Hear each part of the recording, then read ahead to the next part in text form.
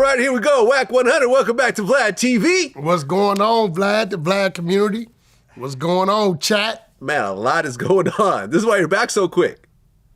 Well, I think right now what we got to talk about is Tory Lanez. A whole bunch of stuff has come out.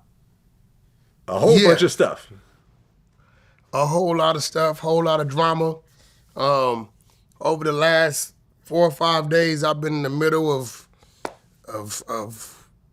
brokering deals for videos and pictures and which I hate doing because I tell them don't do this, and then they do the business, and then the next morning it's somewhere else. Yeah. So it was crazy because Tory Lanez and Tory my guy, but his team did some dirty work. Whoever the lady is, Deanna, Tory always told me, hey, you can get in contact with her. I called her. I said, hey, listen, this is not for the blogs. It's video footage and it's photos. She said, do you got anything that you can authenticate? Have my guys on the phone, so what they did, it's gonna make sense to you. They took one picture, blurred out the face, the other picture, and blurred out the body. And I sent them, so you can see all the blood, stab wounds of the body, and then one of you can see his face, right? They're like, oh, okay, I'm gonna have his acting manager or something, some guy with a 305 number. He FaceTimes me. He said, hey, so what's the deal? I'm like, this is what they want, this is what it is. I'm like, the video we got is so clear, you could see the correctional officers standing down there side by side. Huh. Right? It's breakfast being served in the building. Tory's cell is the bottom, the far right, by the staircase. I don't know if you watched the video to understand it. The Mexican guy ran into Tory's cell. You had one dude out there kind of looking out, looking around. So what's going on in Tory's cell? Tory makes it out of the cell. But when he makes it out of the cell, the dude comes out behind him and manhandles him, slams him. And that's when you see him stabbing him up more, right? All of this is going on while people are getting their breakfast trays, walking up and down the staircase, up and down the tier. The 2 officers on the floor.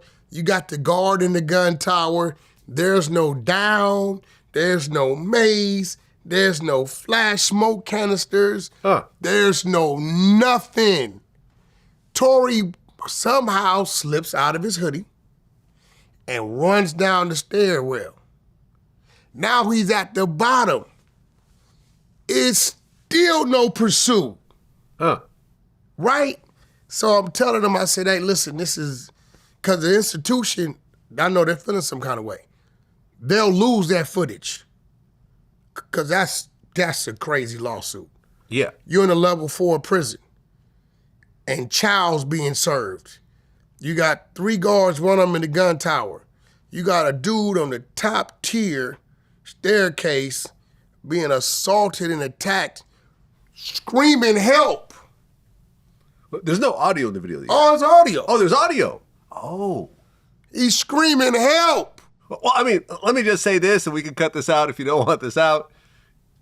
You offered this video.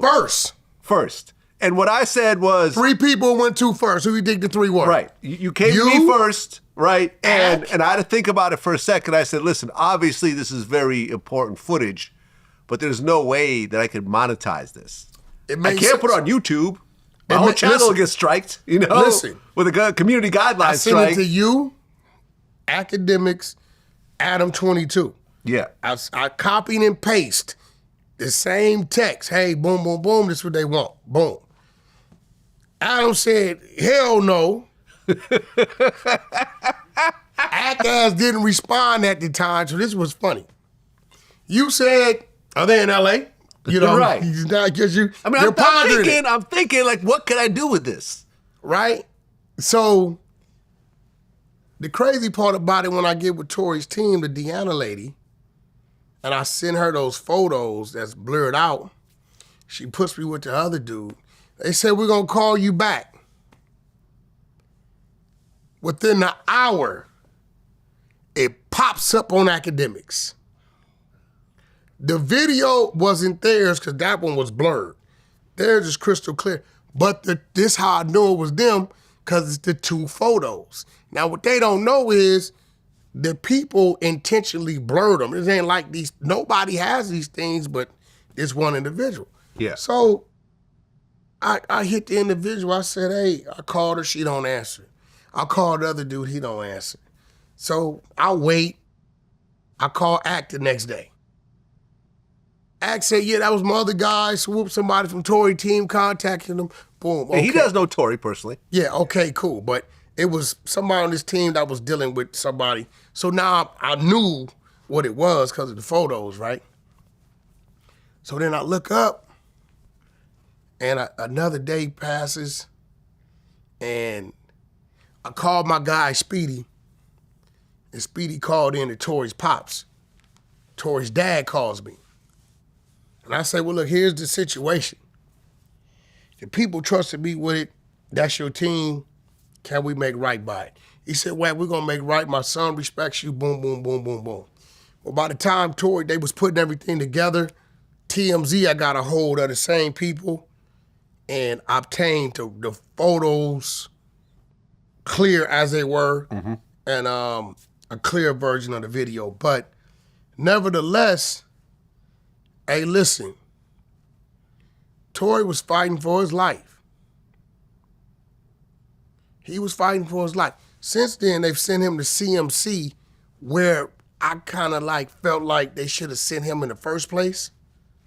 You know what I'm saying? Because that's usually where, they send the celebrities to CMC. They got keys to their doors, and it's a little more low key. But they had Tory on the level 4 prison yard, right? And then I hear this interview with the alleged guy that did the stabbing. And I'm telling you did an interview? Vlad. Okay. Dude's in solitary confinement. Yeah, that's what I'm thinking. He's in solitary confinement. They got the interview with the cellie in the back talking, and I'm like, hey, listen, you interviewing a Chicano. And that's about it. They ain't got nothing but time to tell you whatever you want to hear. Right? And I'm sitting there listening to this. I'm like, nothing but this time. is a high-profile stabbing. And I tell the individual who did the interview, I said, yo, they in the hole. He said, no. They said they have 18 months before they can charge them. I said, yo, that's the outside court. In prison, you're going to solitary confinement. Yeah. They're stripping you down. They're locking you down. You're not going to be in the hole on the phone having a good old time. And even if he was, soon as the facility hears this, they're tearing the hole up. But hey, listen, when you're dealing with the world, I understand the world want to hear something. And hey, listen, if it's good content for them, the person that did it, I know them, shit, hey, cheers to them, kudos to them. But, I sit back and I watch it, and it never ceases to amaze me on how people are so thirsty for it. They don't care. Once you tell them that's it, that's it. You know what I'm saying? So, well, yeah, I saw a part of that video. I saw the blurry version, and then I saw the TMZ version. I mean, I really feel bad for Tory, man. That guy tried to kill him. He tried to. That was not a warning. That was like, I'm trying to kill you. Did you follow it? Did you see him come out to say Yeah. Yeah. That was an attempt to murder. Yeah. And people try to say that Megan sent him and so forth. That's nonsense. Megan does not know any child molesting lifers in prison. You know what I'm saying? Because the guy was a child molester. Yeah, that's his charge. That's his charge. He killed a 13-year-old. I believe it was his girlfriend. Yeah, yeah, exactly. He killed his 13-year-old girlfriend when he was like 25 or something. Something like that. Yeah, nasty. Yeah, so it's not like you could really, even if you're a Megan fan, you should not be rooting for this guy. This is not something. Yeah, they had a whole thing. They was donating money to him and everything. Oh yeah, he had a whole GoFundMe going on. Yeah, no, the whole thing. Let me ask you a question, right? Because me and Tony Yayo got into a whole argument over this. Like, he feels that, Tory went into general population because he felt that his career would be over if he went to PC. And I said, Tory's an R&B singer. Most of his fans are female. They don't care about PC versus general pop. Like, honestly, it doesn't matter to them.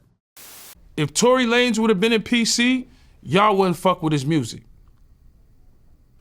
I personally think... I mean, I'm just keeping it real. Okay, I disagree with you. Listen. At this point, he's locked up. It doesn't matter where he is. If Tory Lanez... Listen, this is how the streets go. It's tough in the streets. It's rough. So once you playing street games, you got to know how to play it. Tory Lanez is smart enough to know that if he would have stayed in PC, the music that he was putting out, niggas wouldn't have been jacking it. Because the streets are critical. The streets has no remorse or no fucking mercy for nobody. Trust me. Well, he's totally wrong. Because that wasn't a GP yard. It was a PC yard. Oh, he's in a PC yard? Yeah. So Yeah. So, and you got to remember. Okay, I got it wrong. Now, this is what's crazy. Thank you for clarifying. This is what's crazy. And that's why, because the dude was a child molester, so that's why he was in PC. Oh, Tory just went where they placed him. You get what I'm saying? Tory is not a gang member. He's not on gang files. He's just a regular dude that's a celebrity. So he has no, he's not a, you know what I'm saying? He's not a Crip. He's not a Blood. He's not a Southsider. He's not a Norteño. He has, really no rules to follow when it comes to what yard to go to. All he knows is he pull up on a prison bus, and this is where they put him, and that's where he's at. He probably realizes once he gets there, oh shit, this is what they call a 50-50 yard or S&Y yard or PC yard. Huh. It was not general population. It wasn't GP. Okay, I just assumed that this whole time. Yeah, but I'm saying, even in your defense, Tory was just gonna go where they placed him. Yeah. He's not requesting, hey, I'm Tory Lanez. I'm the star, the celebrity. I want to go to this prison. No, you're gonna go where a bunk is open and that's it. Huh. Okay, so I was wrong. But like I also told Tony, it doesn't matter if he goes to PC or not in terms of his music career. No, it really doesn't matter. It really doesn't matter. Yo, listen, I talked to Tory dozens of times. Yeah? I know what the inside of his cell looks like. Huh. Literally. Okay. I seen the paint. He got Louis Vuitton floors. Okay. I don't believe that part. I ever told you some BS? Tory Lanez has Louis Vuitton floors in his state prison cell. R&B. State prison cell. R&B. Did Tory Lanez have Louis Vuitton? Bro. Yes, he did. You saw this? I saw it. I'm going to find it. I'm going to send it to you. I got it. What is the material made out of? He got a hold of paints. Oh, it's just painted Louis Vuitton. Browns and golds. Oh, okay. Fine. All right. He painted it. Okay, you made it sound like it was like a Louis Vuitton rug or something. All leather Louis Vuitton. Listen, he didn't have a celly. He didn't have a celly. Okay. But I'm going to tell you, bro, they don't go for that up in there. I'm like, yo, what the fuck is going on? Literally, I seen his little makeshift studio. Okay. The whole shot. So, and it was cool until this situation happened. And I'm hearing different stories. I'm hearing different things, and you know what I'm saying. I'm hearing things, and it's one of them. I kind of I'm resting on that. Maybe that could be it.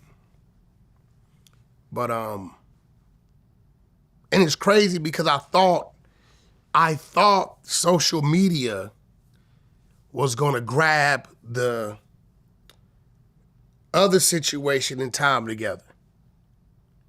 What's our guy? I don't know why I forget his name. He's on Blueface Daddy's song. Wait. The song that, what's my guy? I don't know how I forget his name. I don't know how I always forget his name. It's my guy, too. He lives down in Miami. But something popped up between him, his girl, and Tory. It popped up like a couple days after the stuff. What is his name? The song's called Daddy by Blueface. Yes. Yeah, and featuring what? Rich the Kid? Rich the Kid. Okay. Sorry, Rich. But something popped up on social media where it was some accusations about Rich the Kid's girl and Tory. Yeah, she Instagrammed something about Tory paying her rent or something, or weird, stop calling me, and then she said she was hacked, and I don't know. But what was crazy is you had a narrative going on with Tory that Tory allegedly was trying to do something with the dude's girl in prison. I mean, what can you do with a dude's girl in prison? You're in prison. It's a whole lot you could do with a dude's girl. You could make phone calls. What else can you do? You can take her. Yeah, I mean, you could try from prison, I guess. That's Tory Lanez. I guess. One dude got life. One dude is Tory Lanez. Okay. Now, who got life? The Mexican dude got life. He got Okay. life. He got life. Okay, what does that have to do with Tory Bricks? I'm gonna tell you what that got to do with it. You Okay. got a dude with life, and he got a girl. Maybe 20% of the lifers got women. That's his lifeline to the streets. Okay. That's his packages. That's his voice. That's the only thing he has to psych himself out to look forward to seeing that he'll never probably see. She may be coming to visit him. This is the closest thing he has to the free world. Mm-hmm. You get what I'm saying? Yeah. So now you got a guy like Tory Lanez. Big entertainer, millionaire, has a date, looking at getting out, who could possibly, not saying he would pay her any attention once he's home, disrupt dude's motion. In prison, that's worth killing somebody for. So you think that dude's girlfriend made eyes at Tory Lanez, and because of that... It wasn't eyes. I believe it was conversations going on. But you're not talking about Tory. You're not talking about Rich the Kid's wife. We're talking about Tory. Tory. We're back in prison. We're back in prison again. See, the thing, when Tory got stabbed and that narrative was out there about why dude stabbed him over his girlfriend. Well, he didn't say that. He said that he thought Tory was going to kill him. That's why he stabbed that's him. just some bullshit that just came out. Okay. No. The original narrative was dude was making passes at my girl. This was the original narrative. Okay. 3-4 days later, after the incident, the Rich the Kid thing pops out. We're in Miami. I tell R&B, I say, yo, they gonna tie these two together. They gonna have a field day. But I think because Rich the Kid kind of stopped responding, he let it go. It kind of went away. But I'm hearing in Tory's defense that Tory gave warning to the other individual, hey, your girl's a little out of order. Right? Okay. Now, we all know what's gonna happen when the other individual gets on the phone with the girl, with the lady. What's she gonna say? You know, Yo, Tory told me that you're a little out of order, like you kind of like trying to like get at him or shoot at him. What is the lady gonna say? click. No. She's gonna say, no, it was the other way around. Look.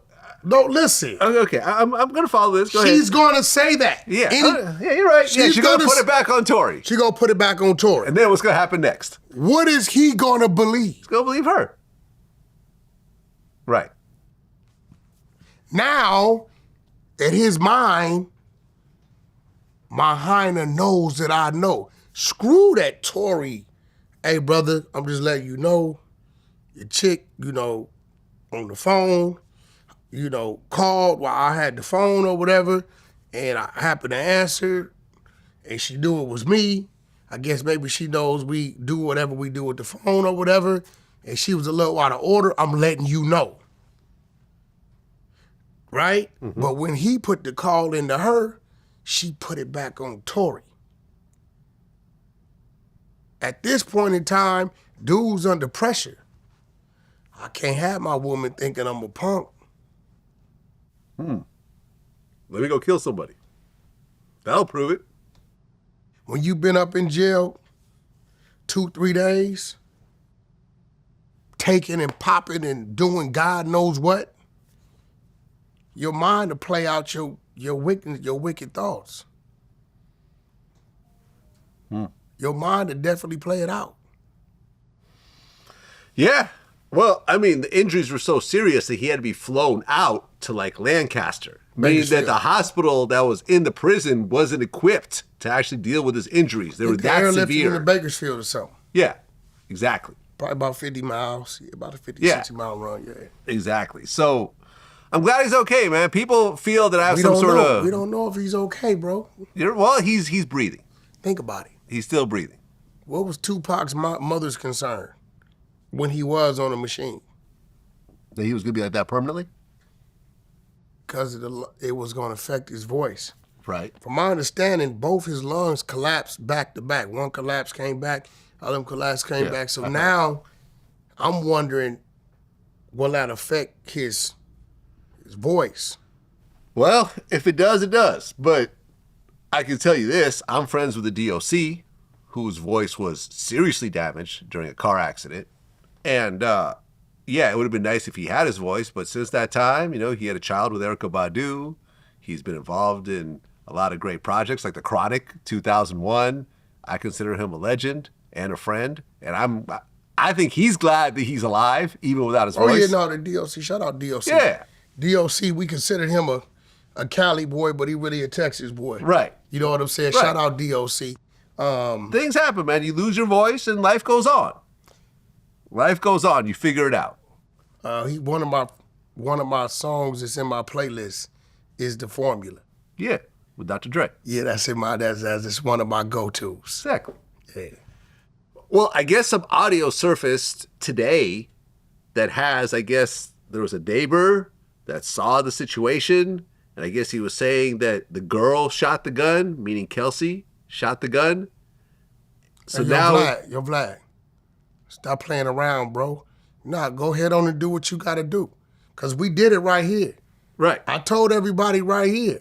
Well, you said there was some footage, but this is not footage. And I also told you about the DNA. It's an audio interview. I also told you about the DNA on the gun. It was 2 tests that came back negative, absolutely not Tory.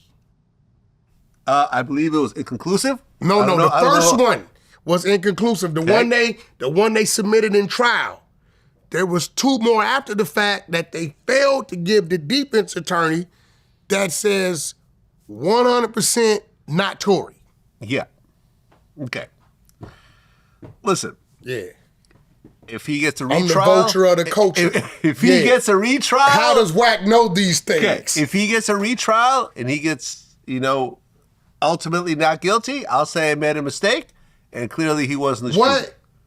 If that happens. So now, you saying the DNA test don't exist? If he gets a retrial and he is proven to be innocent in a court of law, I will say that I made a mistake. I went with the jury, decided on the first time, and I got it wrong. What I need. If that happens. Until then, let me tell you what I need, bro. I'm going to stick to my guns. I need Mr. Redbeard, glasses clean, okay, up close, squared. Hey, I made a mistake. I want mistake to be hit with the Vlad high. Mistake? Wack100? You were right.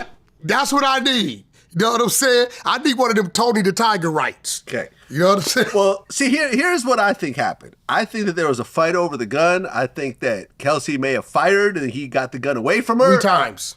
She fired like 3 times. He got the gun away from her, and then he shot at the ground, and it ricocheted, hit Megan. That's what I think happened. When he got the gun away from her, he never took possession of it. Yeah. It hit the ground and went off. It hit the ground and went off. Hell Guns yeah. go off when they hit the ground, really? Hell yeah. How does a trigger get a gun falling to the ground? How does the trigger go off? You ever heard of a hair trigger, a hairpin trigger? Yes. I done seen a few people killed like that. Okay. Playing and them triggers. And it went off twice. So it fell and 2 shots went off? That's what the lawyer. That's what Tory's lawyer said. Yeah, I know it went off once. Twice is a little. Twice is a stretch. It's a little and here's the thing that I have a problem with, right? Let's just say me and you go out one night, right? We get into it, we get into a big argument, we get into a fight. You grab a gun and you shoot a girl, right? I'm in jail. I get locked up for this. We talk on the phone. Why the hell would I apologize to you? You're the goddamn shooter. No, you didn't get it, so we got to switch the scenario. Okay. And I told people that they took that totally wrong. Tory saying, I apologize, this is all my fault, is because he's talking about screwing and messing with all of them. He wasn't talking about the incident. He ain't that goddamn stupid. He's calling her, letting her know, hey, listen, if I wouldn't have been messing with you or messing with her and that night trying to knock down the other chick, none of this would have happened.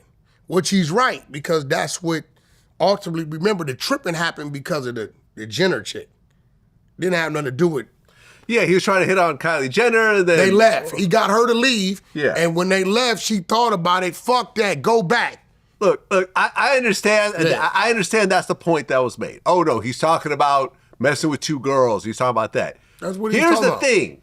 When you talk about a situation at the point that people are getting shot, all that doesn't matter anymore. It does the matter. shooting supersedes anything No, else. it doesn't. Okay. The shooter doesn't supersede Okay. it. We can agree to Listen, disagree. if you're not talking about Once you shoot somebody, don't matter who I was fucking he before never the shot shooting. nobody.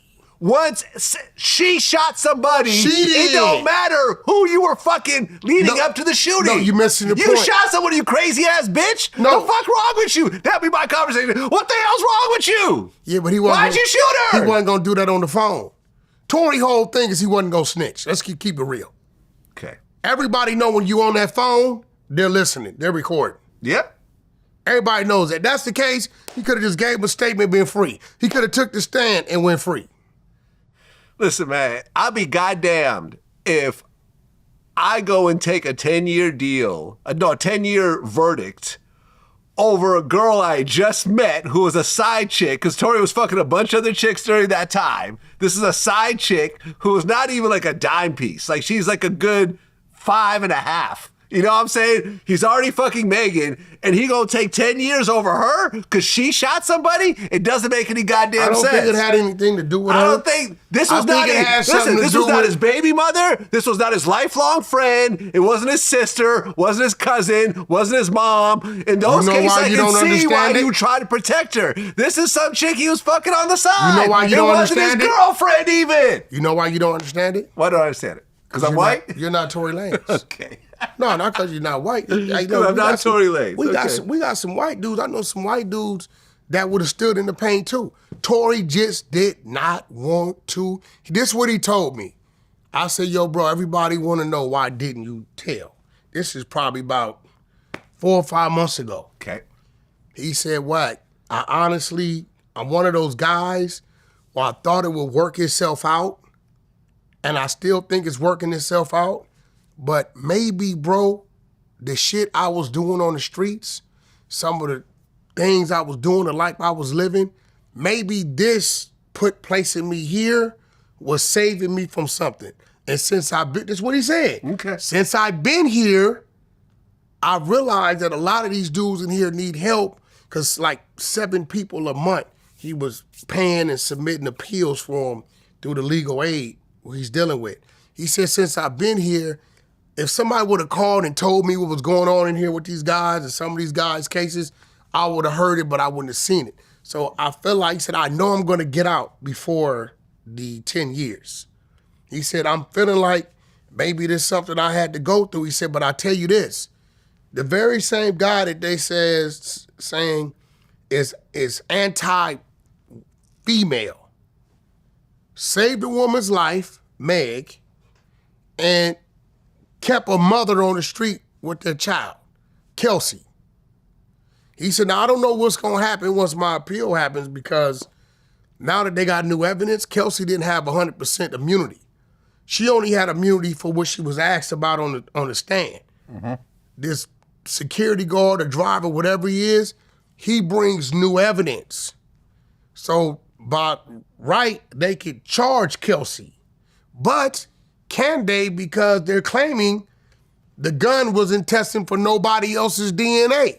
And there's no more DNA to test. Both Kelsey and Tory had gunshot residue on their hands. But both of them.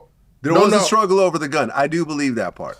But there's no more. The bullets is gone, allegedly. The gun's been compromised, and there's no more DNA to test that against Kelsey. So they'll have the guy, they'll have what you just said, they had gunpowder residue on them, and they'll have that to try to take it to trial. Do they just let it go? Tory, on the other hand, go sue these people for $1 billion. Well, we'll see what happens, man. Like I said, if he gets exonerated, then I'll say, hey, I made a mistake, and clearly Tory is innocent of this. Me personally, I would have cooperated and said Kelsey's the shooter. If that didn't work, I would get on the stand and say, that's the one that shot her. That one with the long hair and the purple dress. That one right there. She shot her. And she shot her with a vengeance. She shot her. Here's why she shot her. Let me retell the story. Because, I'm not going to jail over my side chick. Nah, I'm cool. I got a real baby. I got a real life baby right here. Seriously. And that's the part that also bothered me. It was like, you're really taking this no snitching thing. Like, if you're really weren't the shooter, if this was really the shooter, you're going to go to jail when you have a brand new baby and you're going to miss that whole baby's childhood. Listen, and you know what that's like. You know what that's like. Listen, you know what that's like. You went to jail and didn't get to see your kids grow up to a certain age. That's what Tory said. Now listen. That's what Tory did. That's what Tory did. Listen to me. Nothing cool about that. As a father, nothing cool about that. Tory Lanez, the non-gang member, the Canadian. He's a Canadian. The rap R&B entertainer. Right. I don't even consider him a rapper. Stood in the paint way more solid than the dudes with all the tattoos on their face and play like they tough. Yeah, what I think happened to Tory, though, to be fair, more so than just standing in the paint, I feel like he looked at social media and said, wow, look at all the support I'm getting on social media. I'm going to win because of all these guys on social media are on my side. I think he knew he didn't shoot her. Then take the stand. Hell no. Take the stand. You never take the stand. All right. That's what you don't do. Well, you know something? I'm going to say this. Did OJ take the stand? What's that? Did OJ take the stand? OJ did not take the stand. That's what you don't do. OJ had a dream team, though. Tory did not have a dream team. Right about In that. fact, Tory's main lawyer quit right before the trial. He had to go get a new lawyer, the black lady that was representing him up to the point of the actual trial. Man, listen, at the end of the day, I don't know Tory. I don't have anything against him one way or another. We had one DM that was a little weird, but I don't care about that. It's whatever. He's a good dude. Yeah, man. At the end of the day, I'm sure that the first time he got stabbed, the first thing he probably said was, what he probably thought was, I probably should have taken the stand. I probably should have cooperated. Because I wasn't expecting this. That ain't what he thought. His dad said, he told him, he said, God, is this the way I'm going to go out? Sad. Yeah, that guy definitely tried to kill him. He was coming. Yeah. Well, I'm glad he is breathing, and I hope that he fully recovers, and I hope that if there really is evidence that he wasn't the shooter and it gets, appealed, that he gets out. I don't want to see Tory in jail. People think I have some sort of something against him. I do not. I simply was going what the evidence seemed to point to and what 12 jurors agreed with me on. It's crazy that you said that because I had a conversation earlier about Tupac and because I tell people Tupac, he's a sex offender. Yeah. And they like, well, Wack, we don't believe he did it. I'm like, well, they found him. He got convicted. I interviewed the girl. You do know that, right? I got to watch that one. Oh, you never seen that? You told me that. I got to watch that one. Yeah. So I'm like, they like, well, Suge got him out. I said, yeah, but he was on an appeal. They never overturned it. Even to this date, the state or whoever they still never overturned it. Well, he was out on appeal, but he killed. died before he got retried or they dropped it, right? Yeah. So, I mean, I guess being on appeal means that you're not guilty? No. It means you are guilty. Yeah, no, being on appeal just means you're out on appeal. Okay, but you already found guilty. You already found guilty. He already got sentenced and sent to prison. Yeah. Suge them just somehow found a way to bail him out while his appeal was happening. Right. But he never, it was 11 months. I wonder, did he have any court dates in that time frame? Because he was out 11 months before he was murdered. Yeah, no, he was outside. I don't know. I wonder. And I mean, he had Johnny Cochran was his lawyer at one point. I don't know if he was his lawyer at this point. What you call it handled it? Kenner. Oh, David Kenner. Yeah, Kenner was on top of it. So I wonder if we're gonna look into that. Exposures, check that out. Check that out. Well, we're right in the middle of the Diddy trial right now. Oh, man. And this is listen, this is a train wreck on a level I have not seen. Okay, so first off, before we get into it, final verdict. What do you think is going to be? He's facing he's facing multiple charges. He's facing 1 RICO, 2 sex trafficking, and 2 prostitution charges. So 5 charges. I think they're going to give Diddy 10 to 20 years, and Donald Trump is going to pardon him on his way out of office. That's what I think. I think they're going to convict, and he's way out of office 3 years, 4 years from now, whenever it is, Donald Trump going to let him go. I mean, NBA Youngboy just got pardoned just the other day. Larry Hoover just got pardoned. You're right. I forgot. That's the bigger one, of course. Yeah. I mean, Diddy got the money to do it. I think when all the raiding of his homes and all that was going on, I think Diddy had the sense to go position himself, talk to the right people, do the right things prior to him being locked up, right? Although he thought he was going to get a bail, so that's already in place. I don't think he's chasing that. I believe that's already established. It's locked in. Yeah, I mean, look, I think if you give Trump $100 million, he'll sign whatever you want him to sign. He was trying to give him $100 million in bail. Yeah. Well, no, he wasn't getting $100 million in bail. He offered $100 million. Was it? Oh, because he put up the property. He offered $100 million. He put up his property. First it was 50, and then he offered 100. Yeah. They still said no. Said no. I mean, the details of what's been happening is crazy. What you mean? I mean, did he just get his freak on, bro? Man, the Kid Cudi part. Where Kid Cudi? Kid Cudi just telling the story. There's no truth to Diddy did that. Well, okay. Here's what happened, right? Because I've been following this pretty carefully. According to Capricorn, who was Diddy's assistant for a long time, he found out that Cassie was messing with Kid Cudi. He forced Capricorn to tell him where Kid Cudi lived. He went and grabbed a gun, grabbed his security guard at the time, this guy named Ruben, and went to Kid Cudi's house. She said she saw him, the security guard, break into the house. They did whatever in the house. Something happened with the dog, allegedly, according to Cudi. They came out, they drove out. As they're driving, Kid Cudi's driving the opposite direction. They turn around and start to chase his car, but then when they get close to the house, they hear sirens, they turn around, and I guess a cop testified and said that he saw an Escalade driving away quickly. He wrote down the license plate, and it was a bad boy Escalade. That's the story.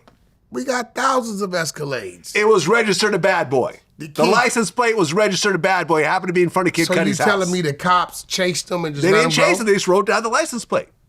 The cop testified on the stand about this.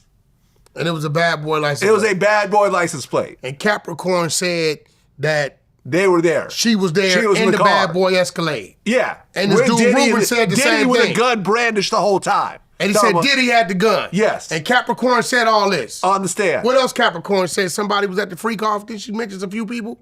I don't know about the freak off part. No? I don't think she went into the freak off part. Yeah, she talked about setting it up. I didn't get that part. What did she say about the freak offs? Academics, This was for you, baby. We're not gonna talk about it. Okay.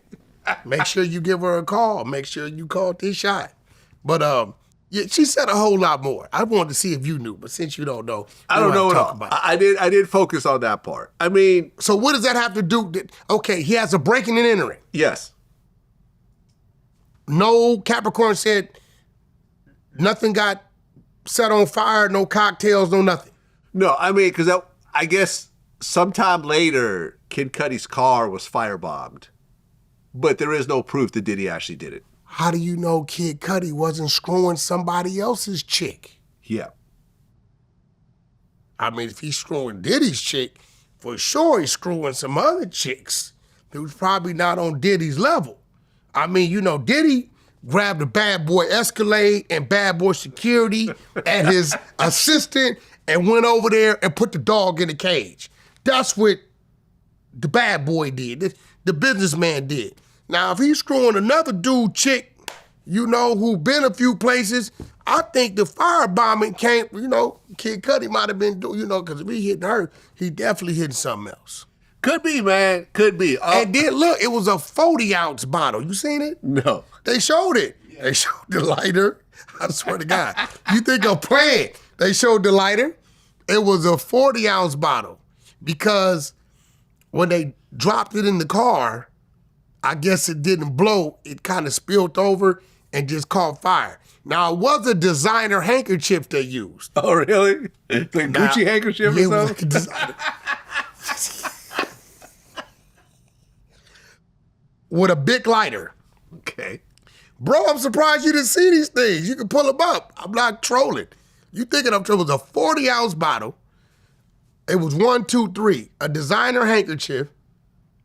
I'm trying to look for it. I'm seeing pictures of the car. And a big lighter.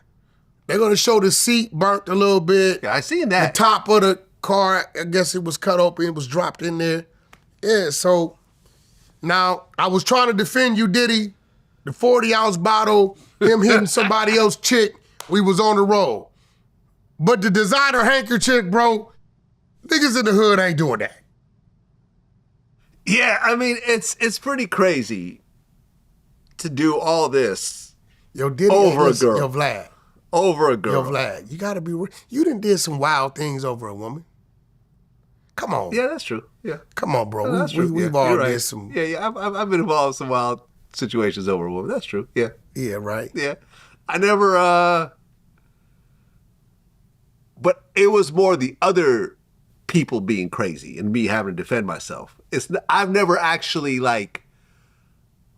just crashed out over a woman myself. See what I'm saying? Never. No. So it was them acting crazy and you on Yeah, well, I've talked about this. I had a home invasion when the dude, I was with a girl and the ex-boyfriend jumped into the window and attacked me. Did he? I never told you this story? Did he whoop you or you whooped him? I thought I killed him Oh, you beat him up? when I walked out of the room. I thought he was dead. Yeah. Did you go to help him? No. Did you go get a banana, come in and talk to him? Say, why'd you make me do this? No. I ran outside with a bed sheet because I was naked when all this was happening. I had a bed sheet wrapped around my waist with blood all over the bed sheet. As I was exiting, it was a condo complex. So I had to climb over the fence to get out. And as I was exiting the condo complex, the police had pulled up because the girl had ran next door. You couldn't just go out a gate? The gate was locked because okay. the girl lived in a condo and you needed a key. So where was she? She ran out and left me to die and ran next door and called the police. Oh, so she was trying to get you some help. Yeah. But, at the moment, when you have someone that just jumped in through the window and attacks you, and you don't know what the hell is going to happen, you think you're going to die. He didn't get in trouble, did he? He didn't get in trouble. Well, okay, so this is what happened, right? So the police show up, and I go to the police. I tell them what happened, right? I say, I got attacked. I fought him off. You snitch. Well, You what am I snitched. supposed to? Okay, I snitched. There you go. I snitched. Okay. You got me. I snitched. No, I go to the police. I tell them the story. I say, yo, this dude attacked me. I fought my way out of there. That's it. The girl comes out. They check with her. Her story matches up with my story. They're like, does he live there? Does he have his bills in his name? No. This is an ex, whatever else. They go in. They find him. He's messed up, but he's still breathing. He gets arrested for breaking and entering, terrorist threats. They found my Rolex in his pocket because when he came to, he started to kind of rob the place. Gosh. So there's that. They gave my Rolex back, And what happened was, so he was charged, and I told the DA that I'm not going to cooperate. That I live in New Jersey, I don't have enough money to fly back and forth to LA, and I'm not going to cooperate. So the girl put me on three-way with the guy, and he apologized to me. He said, I'm sorry. I said, I shouldn't have done that, And I said, that's cool. Did she start back dealing with him? No, not that I know of. Me and her messed around a little bit, but, Yeah. But I told him, I said, as far as I'm concerned, me and you are even. You did what you did, I did what I did. Whatever situation you guys with the state of California, I'm not cooperating. Glad you all right. Yeah. And he ended up getting probation. Got you. Because they knew they didn't have a cooperating witness. They didn't have a cooperating witness. Right. I didn't cooperate. Because the way I looked at it was, whatever happened that night, he started it, I ended it, and that's it. I didn't want to send him to prison, and then he got a beef that's going to go on for the next, 20, 30 years. He gets out, he goes looking for me. It's like, nah, we good. You did what you did, and I'm going to give you this pass and not cooperate and take the stand against you. And this is all in paperwork. Like, people think I'm lying about this. You can look it up. Happened in Culver City. You don't have a reason to lie, Vlad. No, it's in the paperwork. But the funny part was, I wasn't arrested or even charged or nothing. Would they arrest you? Exactly. It was self-defense.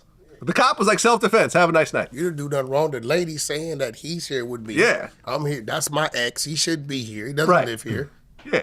You know what I'm saying? Why would they arrest you? Every man got the right to defend himself. Yeah. This has happened. We were on the second floor balcony. Oh, no. He climbed. Outside? No. So she woke me up in the middle of the night and she said, someone's at my window. And I'm like, okay. I don't really know this place. I'd only been over a couple times. So I didn't realize that the window she was referring to in the bedroom opened up to a balcony behind it. Oh. I'm thinking this was just like a hallway or something. So I'm like, oh, okay, maybe it's a security guard or whatever. So I open up the curtain and there's a dude on the balcony staring at me. And the window's already open. What did he say to you? He hit me. He took a swing at me. He didn't say anything. So, question to you. Yeah. Was you fighting with your eyes closed or was they open? I can't go into the details of what happened that night. I'll tell you off camera. Because it was really ugly what happened. It was really ugly. Like I said, I thought I'd killed him when I walked out. But that was the day that everything changed for me because I felt that after that, no one was ever going to intimidate me or, scare me or whatever else. Because I felt like I stared, because he looked at me, because as we were getting into it, he looked at me and said, are you ready to die? And that was the first time I've dealt with that, in that capacity, where he was acting like he had a gun. I'm like, he must have a gun to say that. Yeah. Motherfucker just jumped in through the window, attacked me like I'm naked, she ran out. Like, it's a crazy night. So after that, did you go back and mess with her? I messed with her a little bit, but never at her place. She came out to see me. Yeah. I never went to that place again. Yeah. Yeah. I never went back to that apartment. For him to jump the balcony to kill you. Yeah, he and climbed for you to up. For you to go back to that. Yeah, no, I never went back. You wasn't that serious with her? I never went back. Yeah, Vlad. She had that good for you, Vlad. She was cool, but it wasn't. She had you. It wasn't that great. She had you, Vlad. Well, but I never went back, and we never really stayed together. Because you know what it was? I felt like I understand women aren't men and they don't react the same thing, but I can imagine being with someone and leaving them to die. She could have gone in the kitchen, grabbed a knife. She could have, grabbed a chair. Like, she could have done something to help me because I could have died that night. Boy, and I just felt like I could never really trust her. Something. I got to stop my woman. She gonna kill somebody. I'm telling you this right now. Okay. Listen, I got to tell her, stay over there. It would have been a body. Right. Yeah, that's what I wanted at the time. Unfortunately, I didn't get it. I literally, I can still remember. She's running out the room naked, leaving me to die. You know, I'm seeing it. I'm on the bed. He's on top of me, and I'm watching her run out the door. That's crazy. That was something that I could never get over. And he was on top of you, yeah, at that point. He was on top of me. Yeah, mine wouldn't have did that. It'd have been a problem. Yeah. Well, I mean, the details of this Diddy trial Yo, the Diddy are thing so is crazy. Yo, crazy. listen, it's coming out. It's coming, like, it's, I hate to say it, but bro was like, he was the diddler. He was the diddler. But you know, I did You know what say I'm this saying? though, right? Like, we didn't watch, yo. But look, He was the diddler. I will say this though, right? A lot of people got on me for saying this. I don't think Diddy's gay. Oh, no, Diddy gay, motherfucker. And this is why I say Don't do that. This is why I'm Man, saying it. don't do that. Hold on. Don't do that. You my bro. This is They why I'm gonna saying start it. saying This you is why I'm practice saying the ways. let me explain myself.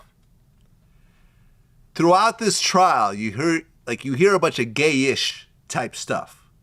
Dudes busting on Cassie's chest and she's rubbing on Diddy's nipples. He's jacking off.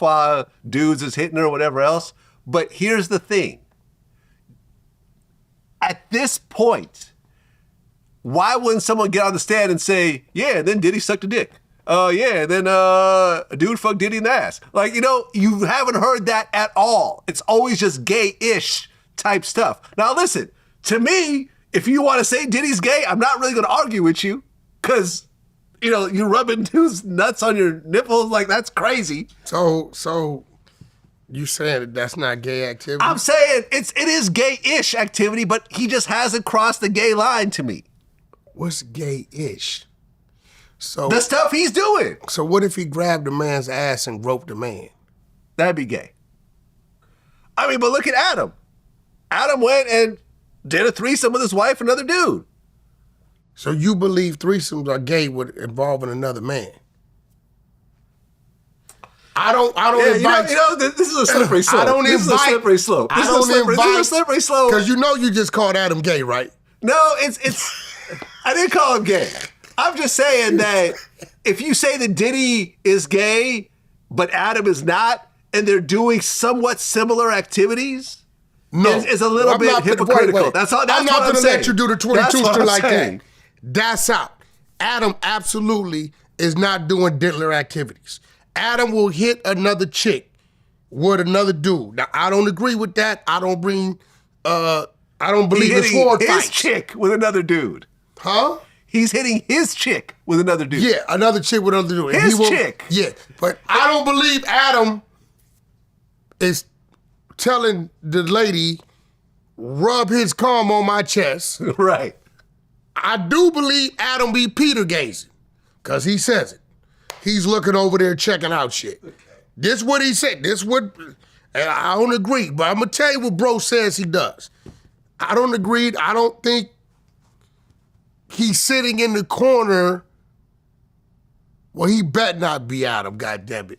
I don't think he's sitting in the corner watching a dude and a chick, maybe two chicks. Let me tell you something, right? I don't know if you saw the interview with me and Adam right before we did that whole podcast round table, but he was making you feel very uncomfortable because your name came up and he started talking about your butt.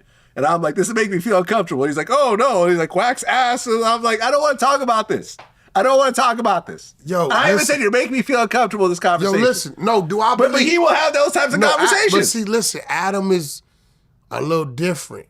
Now, he says things, I just think it's part of his little character, right? To try to, in my head is like, Wack, he's trying to get you off your square. Right. So I gotta I've learned how to it's like a test to me. I use Adam as a test on how to deal with people in the real world. Okay.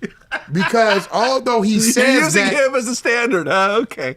Although he says it right, you can't do nothing to him. You can, but you'll be wrong in the eyes of the law. Yeah. Right? So what Adam says, little crazy stuff, do I think Adam would try some shit? Yeah.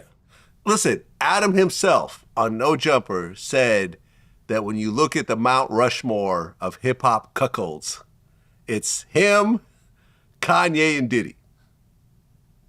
So now, he said, and I did a tweet. I said, Adam said this is the Mount Rushmore. Who's the fourth? Most people said Will Smith. Yeah. That's the hip hop cuckold Mount Rushmore. I can agree with that. Right. I've heard some stories. Jamie Foxx might be in there too. That I don't know about. But I've heard some interesting Will Smith Them Jamie stories. parties be a little different. I've been to some. They were normal when I went. Maybe there was the after party that I was invited to. But I ain't saying him, but I'm saying I know it be going down. look, all I'm saying is, with all the people that are taking the stand, how come you don't see anyone saying, yeah, and then Diddy, I gave Diddy head. Like, you know, and I'm a dude. Like you haven't heard What that. did this other dude, this Farnsworth Bentley dude? I know Farnsworth. Because they saying that Diddy was violating him. Not that I know of. Yeah, did he take the stand? He got on I mean, the stand, not yet. right? We'll see. I believe he got on the stand. No, he didn't. Not yet? Not yet. He's on his way to the stand. I have no idea. Yeah, they saying They're that. saying he is? Yeah, they saying it was. Listen, I know someone that worked for Diddy at one point, and he said that he's seen him throw a printer at his assistant, like full force.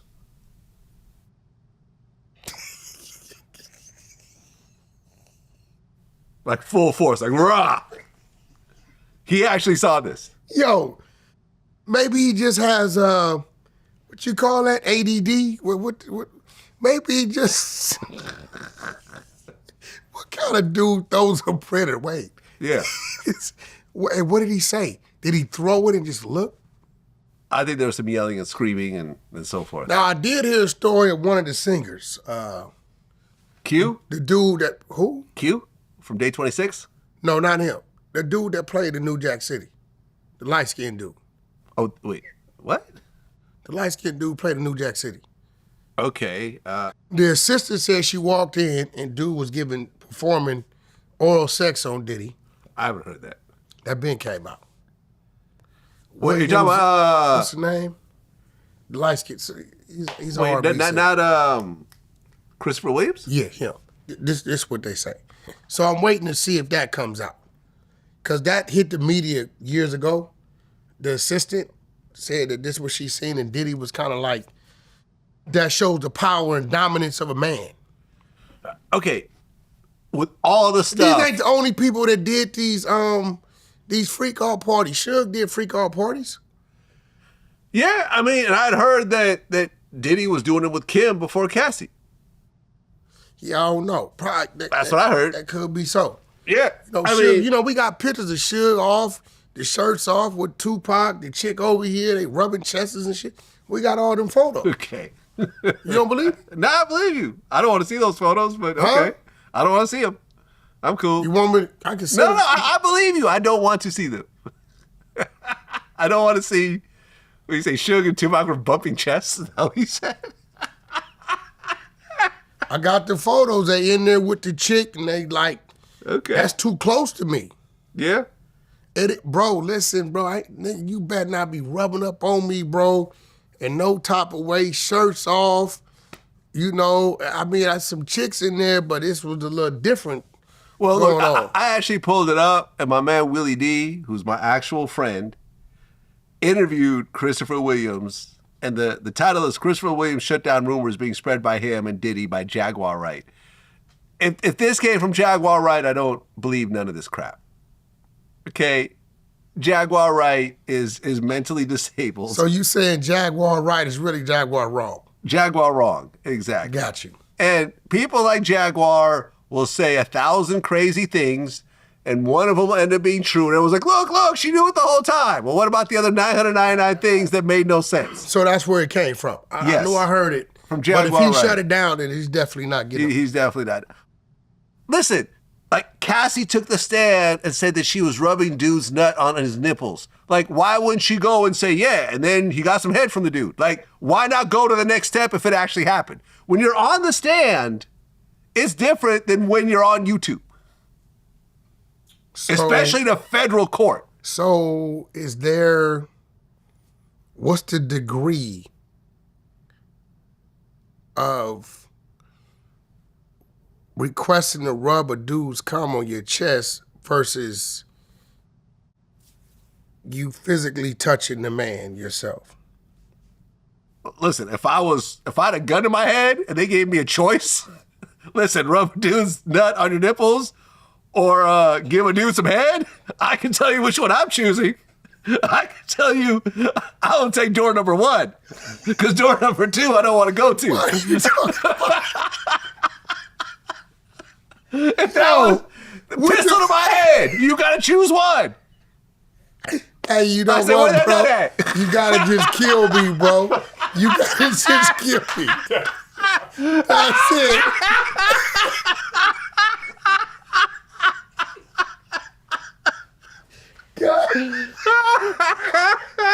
God damn. What's going on? Yo, only on Vlad TV. This is fact. This the Vlad and the Wack effect right here. You don't get this nowhere else. Yo. Hey, listen. Man. Really? They don't have to kill you? Yeah, because you I take feel a bullet to your head I'm gonna over tell you that. why. I feel like Over some sticky nipples? Really? Really? A bullet in the head's worth that? I'm gonna tell you why. You know water rubs that off, right? You know you can just wash that off Yeah, but afterwards? psychologically, Psychologically, you're still alive. no, psychologically you go. You're dead inside. I feel like because it's me, I don't know about you. Your girl's dying on the side over here, by the way. Because She's she's literally gonna say, rubbing tears out of her eyes. She's gonna say, well, baby, you could have just came home while I cleaned you up. What would you prefer? Okay, hold on. What would you prefer? Would you prefer that Wack take a bullet to the head or rub some cum on his nipples? Which do you prefer? The nipples. The nipples, see? She agrees with me. That's because she just won't be alive. But this is the thing. I believe because it's me, nobody in their right mind is going to release me to come back to retaliate. So before I violate myself and you kill me anyway, I'm going out, listen, find me without the nipple work. Don't find me dead with the nipple work. Nipples like plastered like a, but nah, we ain't doing that, bro. Just smoke me, bro. Like, if you gonna do it, let the coroner say, yeah, we found him with this, but it happened after he was shot. Oh, they rubbed the nipples up cool. after you're dead? I'm gone. My soul is gone. I'm gone. I never knew about it. That way, when I come down to my girl's dreams, baby, you know they did that shit after I was already dead, right? I don't know how this conversation came here, but here we are. No, but I'm gonna be real. Like, go back to that scene in Vegas on Halloween or whatever. Mm-hmm. Like, we thought Diddy was in character. Remember? Oh, the Joker? Yeah. Yeah, remember how he was acting? Think about how he was acting. Be like, oh, he just putting on the show. But hearing all these people, all these different stories, dude was really the diddler. Yeah, no, Cudi called him a supervillain. Yeah, we might need to do that. We might need to do that thing, the diddler. The diddler. Because, bro, this shit is crazy. Well, Young Thug called Kid Cudi a rat. Agree or disagree? I don't know. Kid Cudi ain't a street. I don't call civilians rats. But I disagree because I want nephew to stop doing things that they might play with him with. He was just back in court. Mm-hmm. Social media stuff. I really want nephew just don't respond to none of this because I'm surprised that they ain't make an issue out of it. And say, oh, you're putting his life in danger, you're calling him a rat. You know what I'm saying? Because he got conditions. Yeah, I don't know why Young Thug's even on Twitter. Like, honestly. like he's going to tweet himself back into a jail cell. Yeah. Like, no, I've been saying this. He's going to tweet himself back into a jail cell. Like, what's the point? Like, it's not like we know Thug, you know, everyone loves Thug because of how spicy he is on Twitter. Like, you see what I'm saying? He's where he is because of his music, not because of his tweets. But those tweets are going to end up violating his probation, sending him back to prison. That's what's real. So yeah. That's where I'm at on that. So yeah. I really want him to stay up. But no, I don't. Kid Cudi, he just said, I wouldn't call him a rat. I think he's speaking his truth. You know what I'm saying? I don't call civilians rats, bro. It's on the street dudes to avoid, maneuver, or manipulate around or that individual. I don't call civilians rats, bro. You know what I'm saying? I just don't. I don't hold them to that standard. I don't hold them to that, to those rules and regulations. I don't. Well, Big U is representing himself. Yep. His attorney, Arturo Hernandez, cited a breakdown in communication and trust while requesting to get off of the case. The attorney-client relationship has deteriorated to the point where continued representation would be unfair to both the client and the court. And Big U has told the court he doesn't have enough money to hire a new lawyer. But you can get a court-appointed attorney if you can't afford a lawyer. It's the Fed, so I don't really want to speak out of turn, but I believe, I'm talking to some people that did some Fed time, they still charge you hourly, even with the court appointed. This is what they're telling me. I don't know if it's true. So it is possible to get a court-appointed attorney in a federal case if you cannot afford one. The Sixth Amendment to the U.S. Constitution guarantees the right to counsel in serious criminal prosecutions. It doesn't say anything about money here. I believe, after speaking with... They have to assess your financial situation. If you qualify, the court will appoint an attorney from a panel of attorneys or a federal defender office. I don't see anything about money. After speaking with Eddie Boy, 600, and Eddie Boy is Code D from the 90s. Okay. Where they did all that. Eddie Boy got like 32 years, he got like 24. After speaking with Eddie Boy, he said he believes that Big U wants to get all those documents to see who really was informing on him. Whether the information led to arrest or not, or a charge or not, if it's a dude that got pulled over at midnight, asked a question and pointed the finger at Big U, any possibilities, I think he wants to see that. He wants to know if it's 10, 20, 30, 40, 50 dudes, right, that was maybe giving up information on him over a period of time. Why? Because they think he want to use that as a reason to say, well, y'all got out on me, I'm going to get out on y'all to save myself. Yeah, but you can't really represent yourself in a trial. Even lawyers who get charged with crimes will get lawyers to represent them. Sometime in there, it's 26,000 pages of wiretaps, 46,000 pages of evidence. I think somewhere in there, after he sees what he wants to see, because he felt like the attorney is just going to address the 43 counts. Big U want to see the dude that got pulled over at midnight and said, yeah, I heard Big U might have had something to do with that. Although it didn't lead to a count. He wants to see these things. I think it'll get to a point where he'll say, hey, man, this is overwhelming. I need legal. I don't know if he can do that. I don't know. But we do know that he absolutely wants to know who, if any, gave up statements or information on him.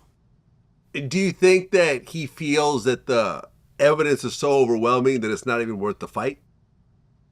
I think that he's pondering, you got a dude he got 40 plus years. 40 plus years. He's 58 years old, by the way. He got 40 plus years involved in his neighborhood, though. Okay. Right? Mm-hmm. This is a dude from the 80s, 90s, even the 90s while he was in jail, early 2000s, because even while he was in jail, people are keeping him informed, up to date. This is a big neighborhood.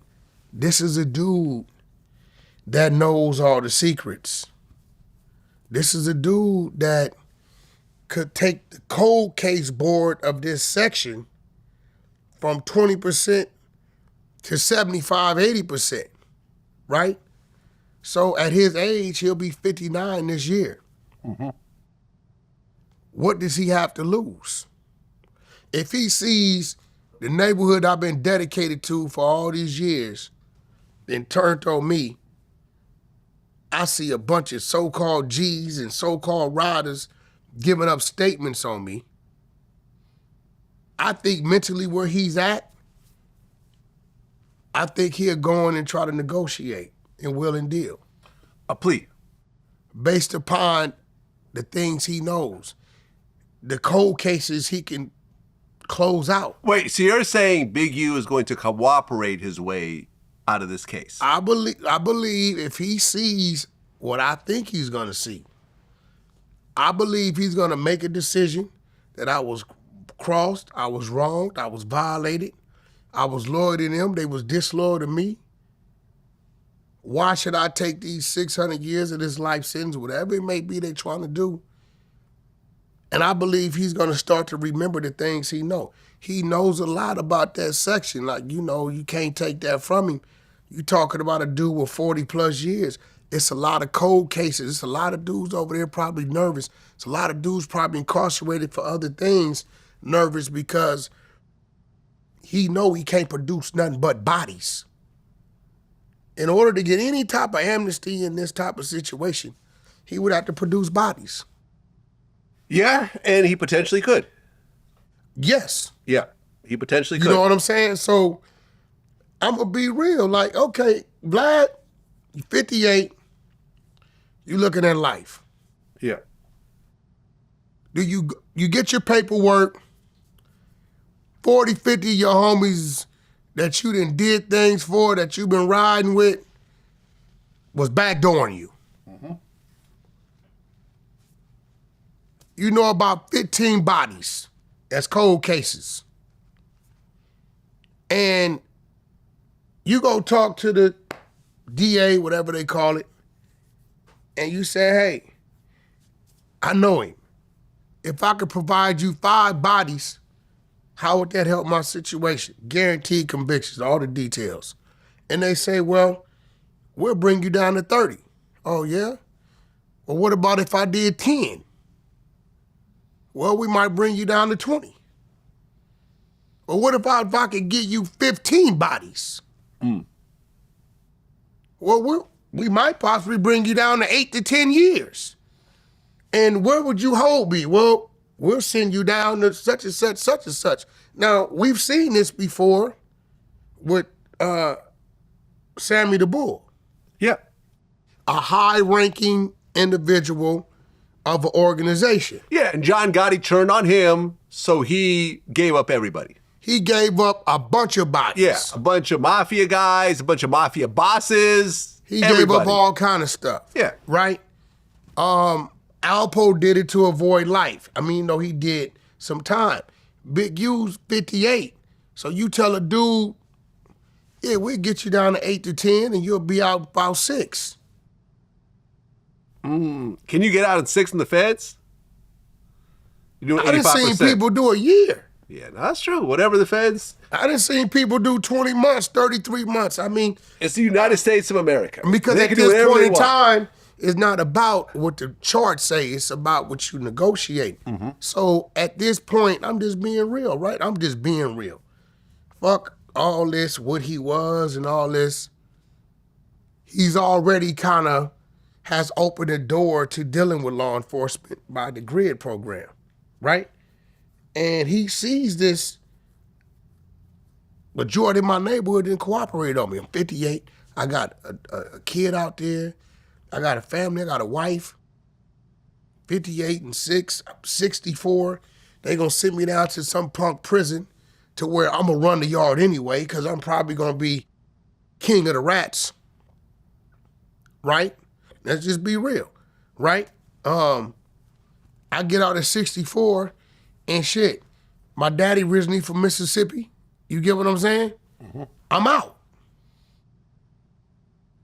I got enough friends, I'm gonna be real.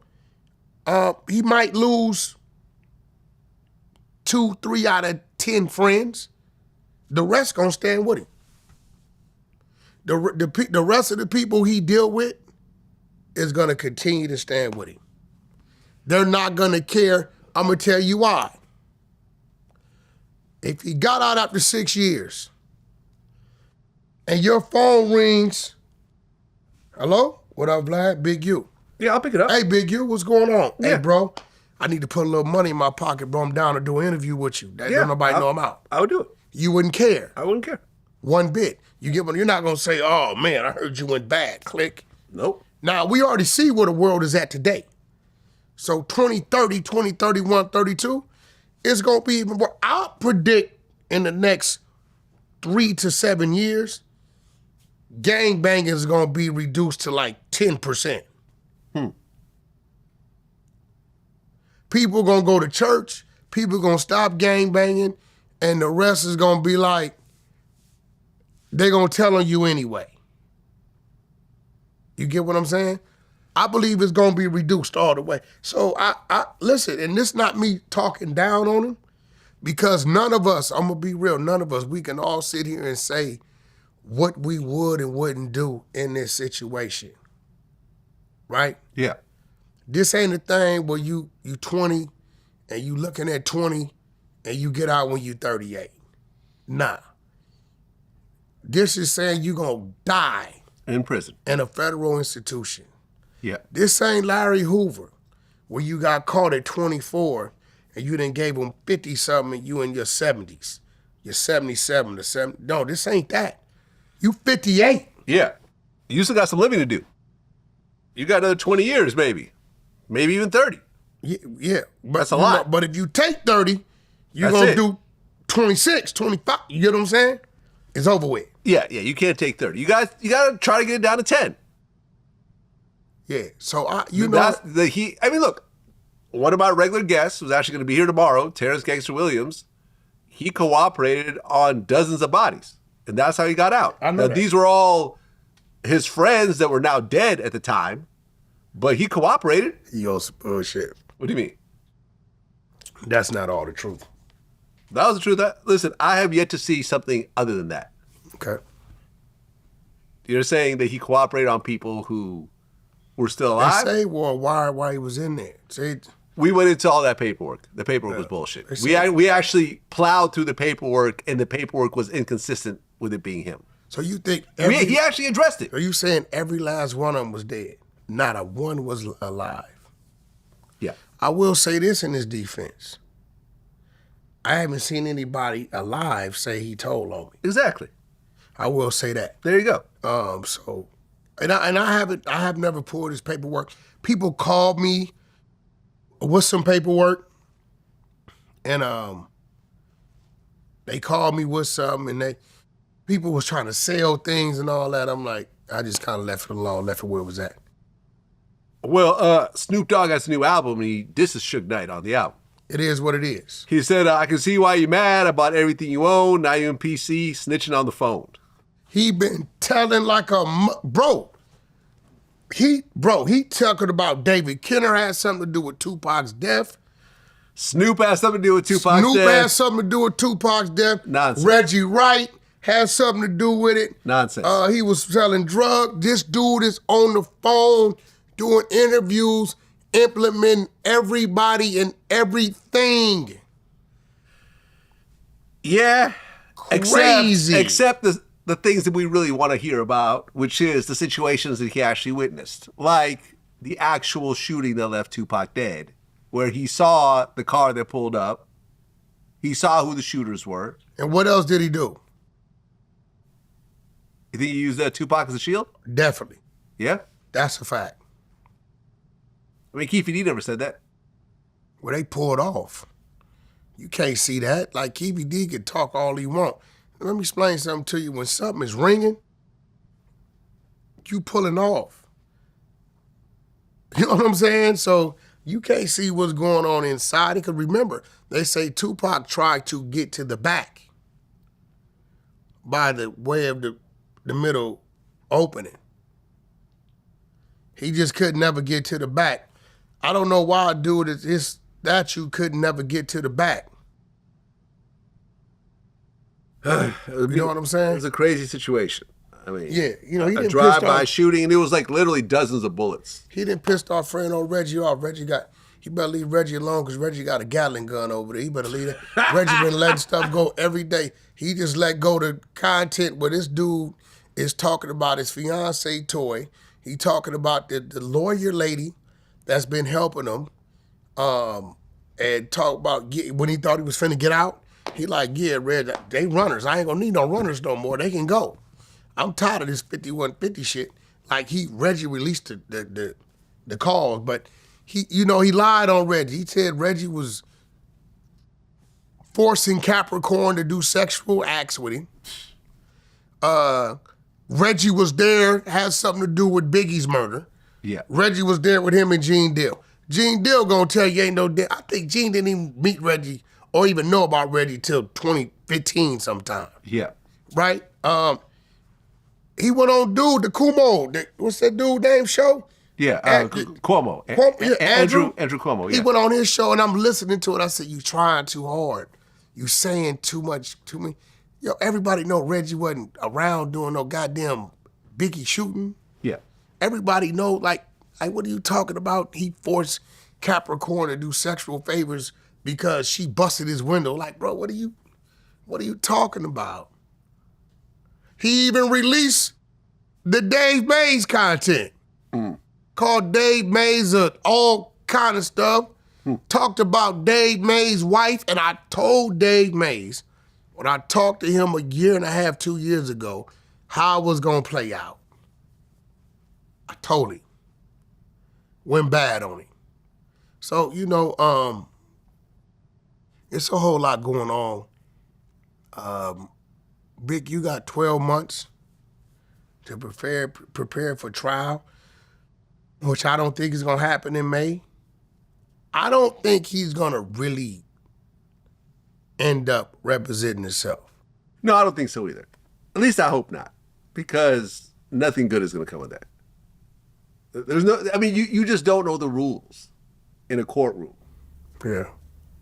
Like a person, they could try, but not something as serious as this. Man, it's broke. It's 43 counts. He sent word out here. There's a couple cooperants. One dude told on him that he forgave. I don't know which one that is, but I don't know, bro. I don't know. I did say this morning that our biggest thing is the Big U trial and the Diddy trial, things of that nature, and Lil Durk trial, and Larry Hoover getting a federal pardon, which is big. Yeah. That's a major step for him. But then I turn on the news and see that the Ukrainian president tried to kill the Russian president with 30-something drones, and then Russia responded and sent 300 and something drones to Ukraine. And I'm like, the things we worried about versus the things these other countries have to worry about are two total different realms. Yeah.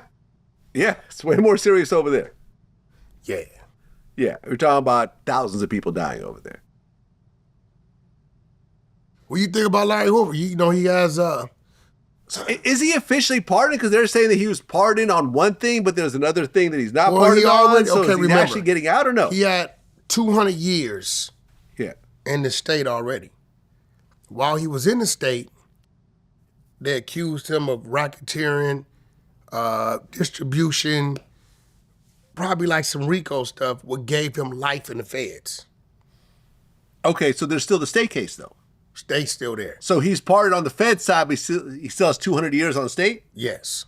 And Trump can't do anything about that. Nothing. Yeah. The governor can only pardon him. The governor, but I believe last time he went to board was 2024. I believe he's going back 2028. That was already scheduled before this Trump thing.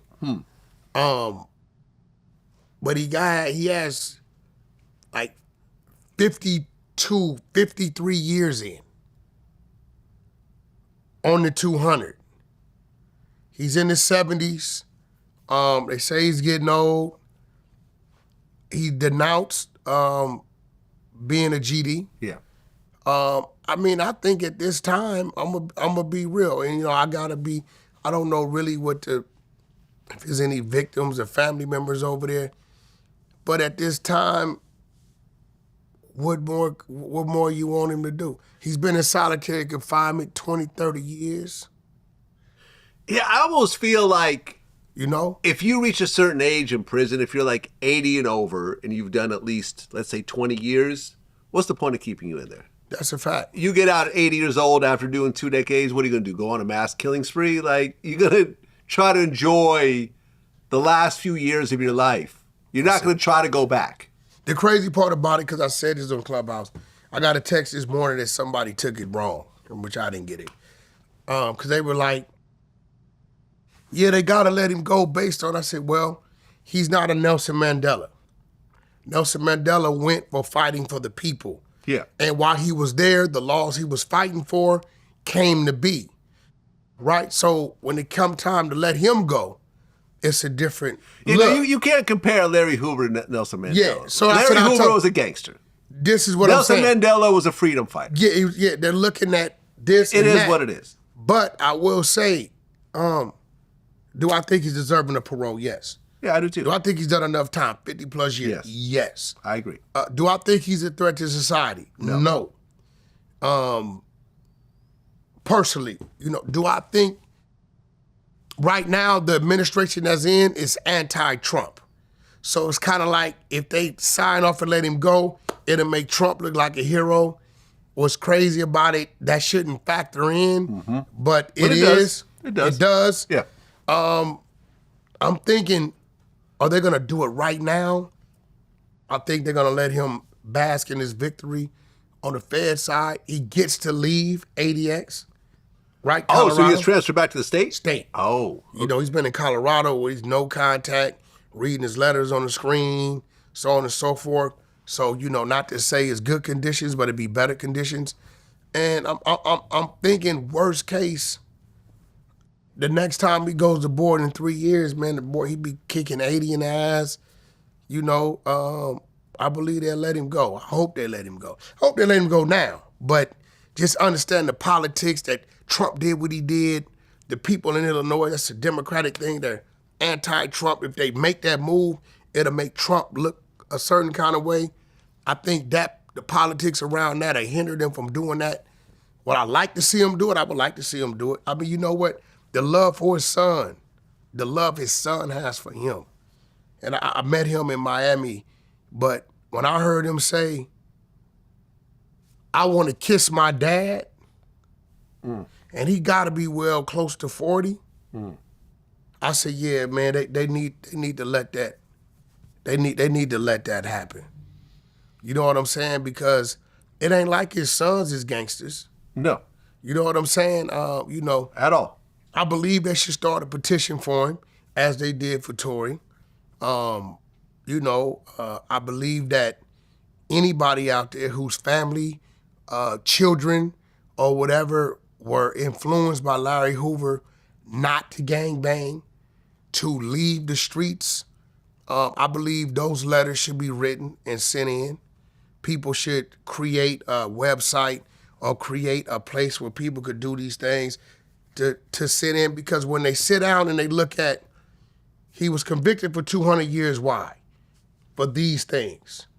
He's done what? What was his behavior in here? What has he done? He denounced, he's this, he's that. And we have a slew of letters that says, since Larry Hoover started pushing growth and development, their son changed his life, but this did this didn't happen, this did that, to try to kind of offset that, to show the change in the man. I think those things need to happen. So, stop being mad at me for just speaking my truth and going over certain things I'm reading, and let's see some of y'all put these things in action. Well, you defended Floyd Mayweather recently. Yeah. Because I think 50 Cent is pushing this whole dialogue that Floyd is actually broke and he doesn't own all these buildings in New York like he's claiming and so forth. I don't really understand the details in terms of what's happening. Floyd is definitely not broke. Floyd is wealthy. You and I are broke compared to Floyd Mayweather. Definitely. We're like essentially homeless compared to Floyd Mayweather. He's one of my business partners. I just got up the phone with him on our way here, literally. You know where Floyd is rich at right now? What's that? His peace of mind. When I send him things, like I send you things when it's pertaining to you, when he gets the time, he'll call me and he say, hey, Wack, what's that? And I tell him, He said, that's nonsense. He said, well, as long as they trying to figure me out, they not gonna be able to figure out what they need to do. And he continues to move. I will say this without saying too much, that I've seen him pass on some big deals based upon business he already has on the table. But again, I've been to his home. I talk to him regular. He's my business partner. I think he's riches in his peace of mind because nothing that's going on out there is phasing him or get to him. He doesn't even control his social media. He doesn't see it. I'm telling you, he doesn't see it. Yeah, it doesn't seem like he's posting himself. He has someone that does He doesn't see it. He doesn't pay any attention. When I need something done, I have to send it through different channels for it to get done. But no, he's definitely not. I mean, we know that. He has tons of businesses going on. They were making accusations that he didn't own the things he owned. You're not gonna find nothing in Floyd's name directly. You're not gonna find, when you're dealing with that type of money and those type of situations, you know this, Vlad, it's set up. It could be a foundation, a trust. Yeah, shell companies, corporations, LLCs, whatever. I know some of these people that they own, they'll say they own 40 different companies, but what it is, they're part of an investment group that owns this. Not to say that's Floyd's case, but Floyd's all right. He's where he wants to be. He's content with himself. And he loves being a great grandfather. As we see little man jabbing and punching away with his grandson. Wait, he's a grandfather, not grandfather. a great, not a great grandfather. Yeah, he loves being a grandfather. And being a great dad and being a business partner, and you know, I can't lie, he's a great friend. You know what I mean? So at that, whatever negative energy anybody has, he's bouncing off of it. Well, Kendrick's had 3 sold-out shows in LA. And there was a video of Lefty Gunplay in the crowd listening to Kendrick do his lines. Yeah. And I wasn't feeling that. Honestly, I don't understand why Kendrick didn't let him go hit the stage and do his, 4 words, or whatever. Like, shout out to Lefty. A lot of people been clowning Lefty, but Lefty was supposed to have that energy. You know what? I'm gonna change my gears on Lefty because internet beef with Lefty, it really ain't real because it's something Adam kicked off. I didn't even know what the hell was going on. I just got the butt end of it. But let's look, Lefty come from where he comes from. He did a little time in prison, county jail. He gets out, pursuing a rapping career. He probably never thought the rapping career would work. He ends up getting a little buzz, this, next thing you know, he ends up on the Kendrick Lamar song. Bro, say what you want, he was in the building. Although he wasn't on the stage, he still showed the energy that he should have shown, the excitement, and Lefty being Lefty, making the attempt. I'm glad to see that he made the attempt to get on stage now. Why did he get on stage? Like, especially in LA. I mean, come on. They're not gonna, the security did their job. Yeah, but they did their job. Kendrick should have said, hey, this guy needs to be on stage. Hold on. Security ain't gonna tell Kendrick what to do. So Kendrick, like, I don't know, 10, 15, 20 dates into his tour. Whatever he is, right? I'm gonna be real, bro. And Lefty's management team, when Lefty was doing this song with Kendrick in studio, this is when you take that time to network, tie in. This ain't on Lefty and this ain't on Kendrick. This is on management. And I see your point, yeah. Dave Free, I believe that if management over there would have contacted Dave Free on that side, for Lefty to come up there, being an LA native, I believe it would have happened. This is not on Kendrick. This ain't, I've been seeing people take shots at Kendrick. Kendrick got enough to worry about with dealing with his set, what he has to do, right? I believe if management would have did their job on Lefty's side, and contacted management on Kendrick's side, I believe at least one, if not all three of those shows, they would allow Lefty to come out and do his part. I do not believe Kendrick or Kendrick's team would have denied him that. I agree. I see where you're going with this. Yeah. I mean, look. It's being real. I've interviewed Lefty. He has good management, but he's also a bit uncontrollable. You know, I think that he was has like... nothing to do with this because he was at the show. No, I understand that, but let's just say you can't reach him for 2 weeks leading up to that show. Doesn't matter. Know, like... It doesn't matter. You, listen, let him be wrong. You do what you're supposed to do. That's management. You do what you're supposed to do. Yeah. And even if he is wrong, you don't let them people know he's wrong. You take the hit for your client, right? But I believe I believe that Kendrick's team wasn't notified. Hell, you could have reached the top dog, right? We're dealing with people that understand what this is to grow in this game. And you're not going to get me to believe that they contacted Kendrick's team and they denied him that. I believe it was no communication, and what Kendrick's team is worrying about is the production, make sure he's healthy. You never know what's going on with him. He's mid-tour, making sure he has everything going on with himself so he can deliver to the fans. He's not worried about that, but it's people around him and it's people around Lefty that should be worried about that, concerned with that. If they can't go show Lefty, I'm going to be real, Lefty, if your management team can't show you in their phone or emails or text message where they reached out to Kendrick's management team to attempt to get you on stage, you may want to sit down and have a conversation with him. Most of the time, I would have trolled him, but now I'm going to give Lefty some game. I'm going to give him something. No, you're right. You got to put on management. Yeah. And, I mean, it's interesting to see. And look, I'm cool with his management. His management brought him to do Vlad TV. But it'd be an interesting conversation to see what happens.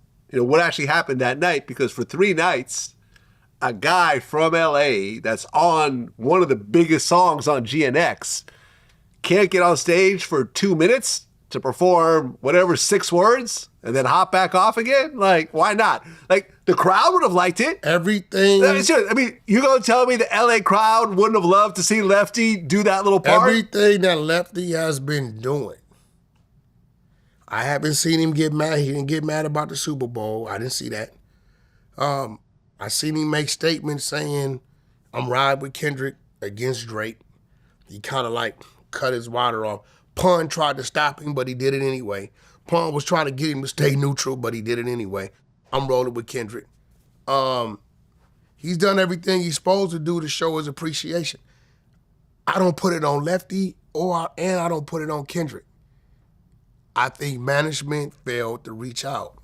And if they did try to reach out, it was probably like super last minute. But even with that, knowing that squad over there, they would have let it happen because it's the end of a song and it's 4 words that he probably was going to repeat twice. Right, that's it. Right? So, again, I'm not putting that on Kendrick. People saying, yo, Kendrick, I know you let him do the song, but it's not Kendrick, bro. Kendrick got to worry about being the artist. No, I feel it, because even, TDE Day, not too long ago, Lefty performed. So. That was a call. Yeah, that was a call. Somebody in Top Dog camp said, oh, yeah, no problem. Let him come up. Those are real fair people over there. They show love. They've been there. They've been at the bottom on their way up.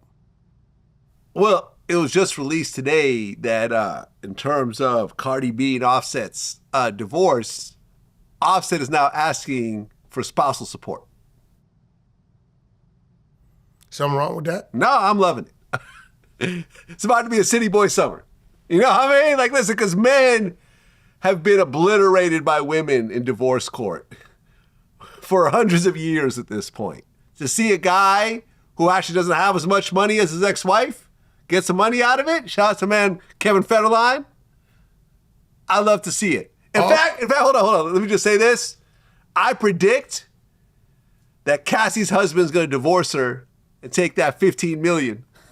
You take half of that $30 million, hey, bro, walk away with $15 million, and get child support and alimony. He's hearing some crazy stuff. He's hearing she was getting hit when he FaceTimed her. Like, Exactly. he's hearing some crazy stuff. But in the Offset Cardi B thing, what I would like to see is a fair judgment. I don't know how much Offset has children, but if that's the case, then, you know, a lot of that needs to be gauged, you know, when she has the kids and he got to put his time in. No, well, child support, he's talking about spousal support, which has nothing to do with child support. So he's saying, I'll give you that. No, he wants spousal support, meaning that his spouse makes way more money than him, so therefore he deserves support because he is the spouse with the lower income. So what if she counters what I want child support? Well, it depends on who gets the kids when. Now, if she gets 100% custody of the kids, then he's going to have to pay child support. Even a prenup won't protect you against child support. A prenup will protect you against spousal support, but child support can never be part of any sort of prenup or any sort of contract. So spousal support, so child support is child support. It is what it is, but spousal support could be massive. We know what Offset, he gonna say, look, you don't want to pay me every month, give me $30 million, I'm out. Yeah. He gonna want a lump sum. If not, you gonna end up paying me because you get paid until you get married, right? He ain't gonna never marry. Do you get paid? So I thought it was like half the time that you were married, but I mean, every divorce is different, man. It really depends on the judge. Yeah, you're the right. judge really, the thing about family court is that it's not like criminal court. There's no jury, and whatever the judge decides, there's really no appeals. That's it. That's it. That's it. Yeah, I hope it turns out fair. I know both of them. You know what I mean? Yeah, I've interviewed both. I know both of them. I hope it turns out fair. I hope it doesn't turn into a social media frenzy. It will. It will. It already has. How many times has she gone on live and just blah? But she hasn't said anything yet, right? I mean, she's been talking about him. They've been talking about each other. They've been trading shots at each other the whole time. I mean, I heard a little song, but, you know, hopefully they be all right. I'm going to say this too, and this is close to home for me and you. I tweeted this today. I said this. I said, if K-Slay were alive, he wouldn't want to see Papoose and Remy Ma going at it publicly. It's crazy because... And we both know K-Slay well. Yeah, you know, that's my brother. You know that. Papoose was signed by K-Slay. Remy Ma knows I was there K-Slay. to see all that. I was there when they met. Yeah. I've been on the phone with both of them the last couple of weeks. I got cussed out by Remy early in the morning. You know, I've been just talked to Pap today.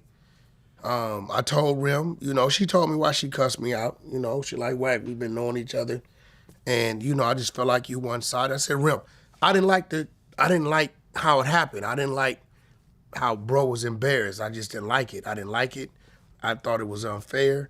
I watched him, these stories that Papoose tells, I watched him fly to Africa, land, get the text, Rem's in jail, cancel his shows, wait in the airport, fly right back, miss his money.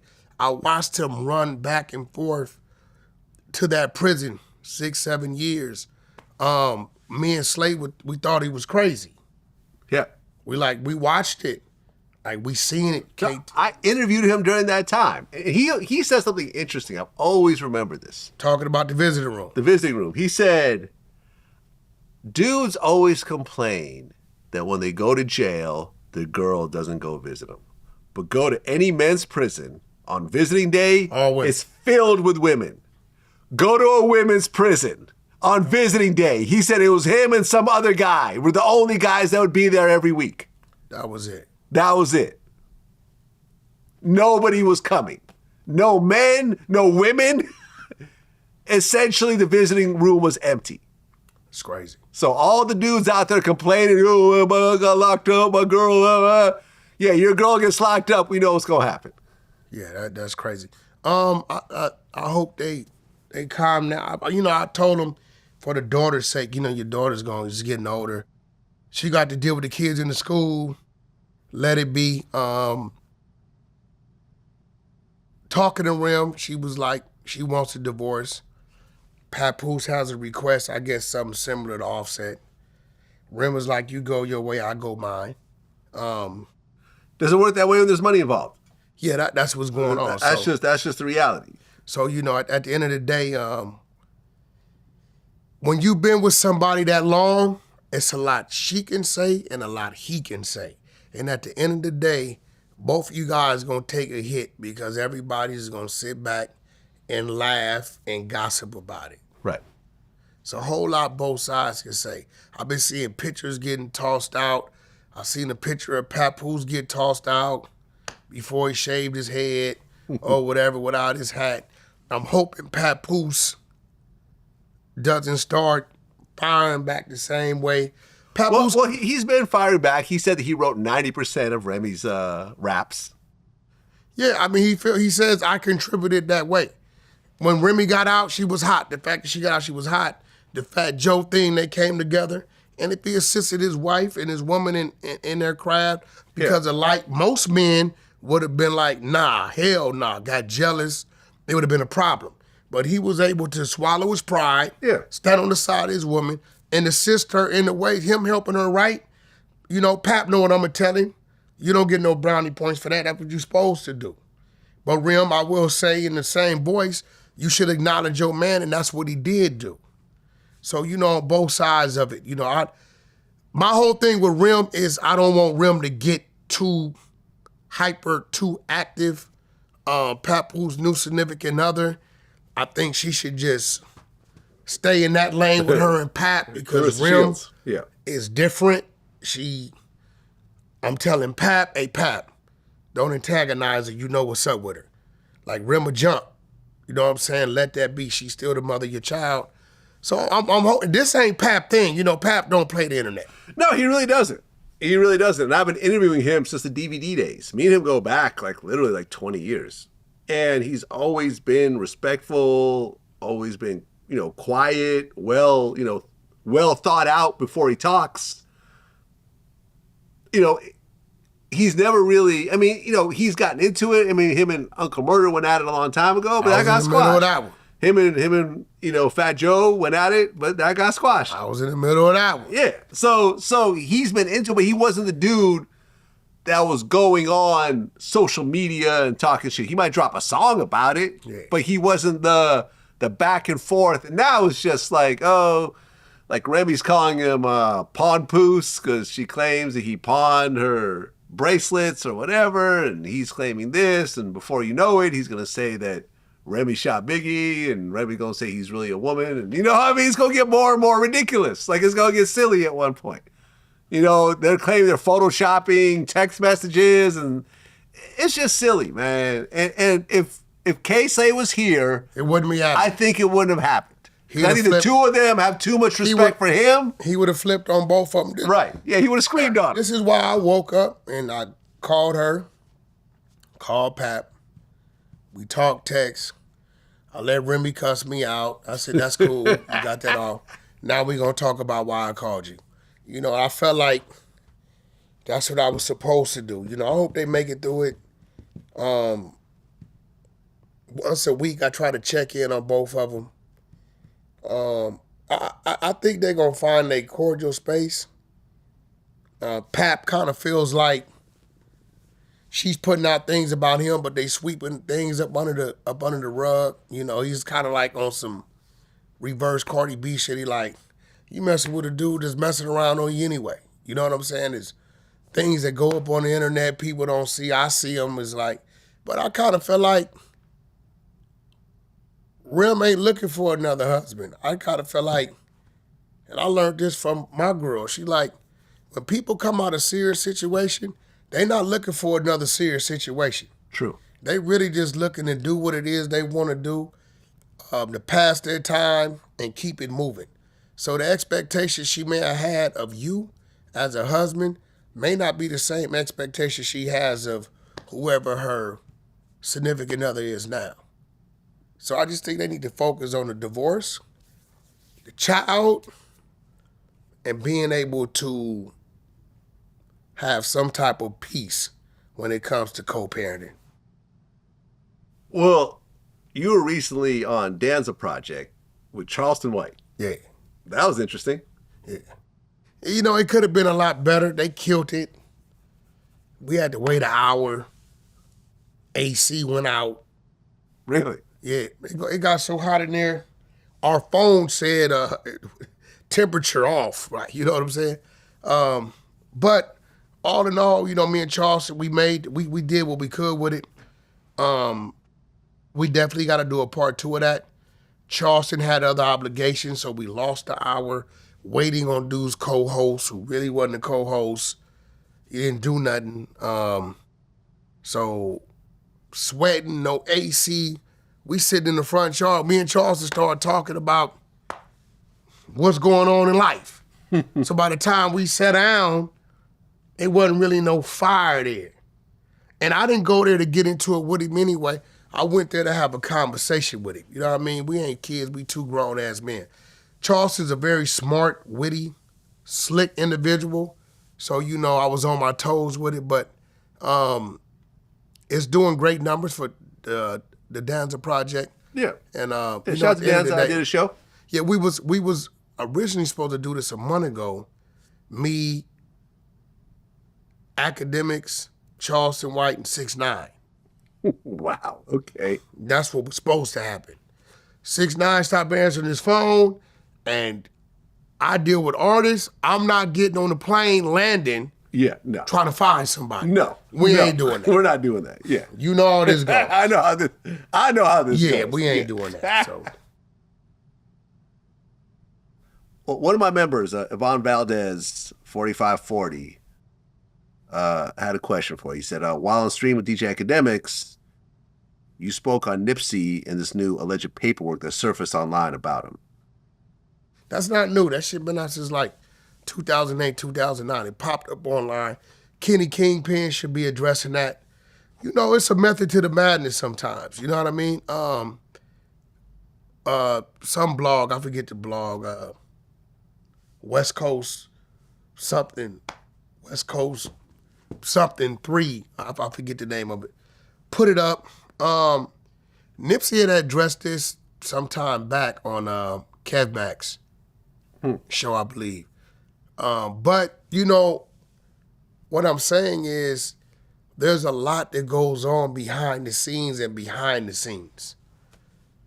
These are things that people should focus on, pulling the paperwork up, addressing them, shutting them down, right? It's a lot of allegations gonna pop up. I get allegations pop up on me with no documents. So they're gonna continue to pop up. Cassie's, Laura London's name was brought up, crossed into the Diddy trial. Yeah. So that's gonna then flow over to what's going on with Nip. It's just how this works, right? They get mad at me, but I believe this time around, this will be the last time those charges are mentioned. After Kenny Kingpin finishes doing it, pulling his paperwork and doing what he's supposed to do, then they'd better lay that to rest. What was the paperwork that you're referring to? It was a lewd acts with a minor, allegedly sexual assault on a minor, and a gun charge, something like that. This was Nipsey was charged with those 3 things? Yeah, he fought it for about 2 months. And he beat it? He beat it. Okay. Well, there you have it. Yeah. Okay. But I think a lot of people don't know why he beat it, how he beat it. So this is why I called his home team. I said, hey, this y'all fault. Get on it. Go pull the work. Do your due diligence. So they doing that. In the next week or 2, we should see that pop up, and then that'll put that to rest. Put a coffin in that, nail in that coffin. Well, another one of my members, Trent Reynolds, 07I, said, why were you and Big U waiting for Rich Homie Quan at the airport? When the hell did we wait for Rich Homie Quan at the airport? So this is made up? But the story was, this is Rich Homie Quan's story. And I wish he was alive so I could disrespect him, because I didn't like the way he did that. He was at the show over there in the barbershop in New York. What's the brother show? You've been on the show. Matt Hoffa. Yeah, Hoffa. And he tells this story of how we landed in LAX. They picked him up. They said, yo, we need to go see Big U. He says, okay, that's Blue, that's Cripside. That's what he says. He says, we pulled up to Crenshaw High, and it tripped me out because Wack100 was standing in the parking lot talking to Big U, right? And he like, oh man, this the games they running and this, that. Says he gets out the car. I remember this day. Because I didn't know who he was. I didn't have a clue who the dude was. Me and Big U having our conversation as always. We had this football practice. Crenshaw coach, they practicing. When he got there, Big U say, "What's up, nephew, man? Good to see you. Good to meet you. This, that, and other." And he said, "Hey, man, if you could, the kids would love to see you."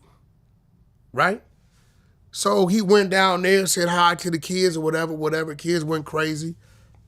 And he left. But he began to tell a story that somebody, he didn't say me or Big U, started to tell him, "We know what hotel you're staying at. We know this, we know that. We know your driver, we know this and that."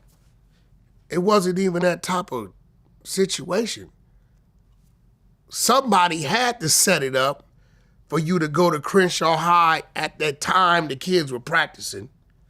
I just happened to be there. We ain't asked you to do nothing. We ain't asked you to host nothing, to do a verse or a show. We ain't asked none of that. But the way he put it was like, "Yo, yeah, man, I could tell, this is how they do this or do that and the other."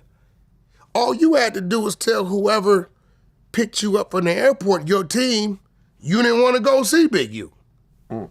And that's that. Because when he pulled up and got out, I remember Big U said, "Damn, who was that?" Oh, that's nephew. Okay, he must have made it in. It was regular. "Hey, man, how you doing? Nice to meet you, man. Hey, look, the kids down there, they'd love to see you, bro. They're your fans." This is when he first coming up. So it's really doing something for you as well. You making your rounds. You from Atlanta, so now you on the East Coast. You over here, you making your rounds. Kids see. West Coast. No, he's from the Atlanta. Now you're on the West Coast. Now you're on the West Coast, yeah. You making your rounds and whatever. It was no friction. It was no tension. It was like the way he told that story, it took a good thing, you know what I mean, and kind of turned it bad. So when Big U catches this case and everybody reading about all the extortions, they put this up, and the things he's saying kind of makes it feel like people was pressing him. But he said they didn't press me, and he said he never really heard from Big U again, right? So, I don't know. But we did not meet him at the airport. We seen him at Crenshaw High School. He drove himself and came to Crenshaw High and left on his own free will. Got it. Well, that's where we're going to end it. Rest in peace, Rich Homie Quan. He was actually a friend of mine. Yeah, he was I'm good. sorry you had that, No, I just seen that. I've done business with him. He seemed to be a good dude to me, but I didn't know, but you know what? I can't hold it against him. These dudes, bro, from other places, they already hearing stories. I've heard stories about me that I never heard before. You know what I'm saying? Yeah. On some real shit, right? So, you know what? Let me retract that, because people was probably gassing him up, man, when you go. And this is a time where we was really running our table. Like, we really had things together out here. The red and blue side was really together, and we was really all politicking and utilizing each other's resources in a good way. So that's why when he came up there, Big U say, "Man, what's so nice to meet you. If you got some time, bro, the kids will love to see you." And, you got to think about being in that area. Rich Homie Quan, he got a fresh song, fresh buzz going on, and he walks out. They went crazy. Big U like, "Hey, bro, I'm in your debt. Appreciate it." So, these people got this, they like, "Oh, that's checking in." Well, in the sense it is. Guess what? If Big U would have got a call, and I watched him send a blast out, "Hey, Rich Homie Quan's in town, bro. He came by, looked out for the kids. So any of y'all run into him, man, show him some love and respect. He good people." And that's a good thing. Whether you like it or not, whether you agree with it or not, when people doing things like that, Headliner Mike from Live, it was a time when it was BET Weekend and it was wild. I put him on a text blast with everybody. Headliner Mike's in town. Headliner, if you can't get me, hit any of these numbers if you need any assistance. So, people like to label it something else. But in most situations, it's just a extension of gratitude, bro, and we here if you need us. That's where we're going to end it. Wack 100. Always a pleasure. Till next time. Appreciate it. Peace.